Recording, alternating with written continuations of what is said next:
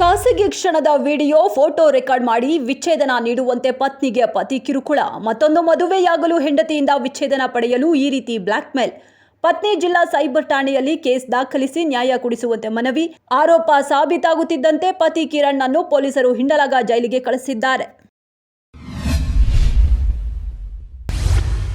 Mall of Asia Bengaluru ಪೊಲೀಸರ ನಡುವೆ ಜಟಾಪಟಿ. ಮಾಲ್ನಿಂದ ಆಗುತ್ತಿರುವ ಸಮಸ್ಯೆಗಳನ್ನು ಬಿಚ್ಚಿಟ್ಟ ಸ್ಥಳೀಯರು. ದುಬಾರಿ ಪಾರ್ಕಿಂಗ್ ಶುಲ್ಕ ಹಿನ್ನೆಲೆ, ಅಸಮರ್ಪಕ ಪಾರ್ಕಿಂಗ್ ವ್ಯವಸ್ಥೆ ಹಾಗೂ ಇದರಿಂದ ಟ್ರಾಫಿಕ್ ಸಮಸ್ಯೆ. ಮಾಲ್ ಮೇಲೆ ಪೊಲೀಸರು 114 ಸೆಕ್ಷನ್ ಜಾರಿ. ಶ್ರೀರಾಮನನ್ನು ಮಾಂಸಾಹಾರಿ ಎಂದು ಕರೆಯುವ ಮೂಲಕ ವಿವಾದ.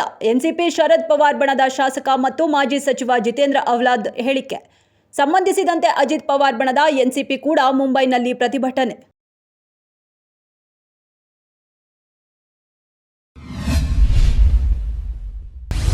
ಟಿ20 ವಿಶ್ವಕಪ್ನ ಲೀಗ್ ಹಂತದ ಪಂದ್ಯಗಳನ್ನು ಯುಎಸ್ಎನಲ್ಲಿ ಆಯೋಜಿಸಲು ನಿರ್ಧರಿಸಲಾಗಿದೆ. ಟಿ20 ವಿಶ್ವಕಪ್ 2024ರ ತಾತ್ಕಾಲಿಕ ವೇಳಾಪಟ್ಟಿ ಪ್ರಕಟವಾಗಿದೆ.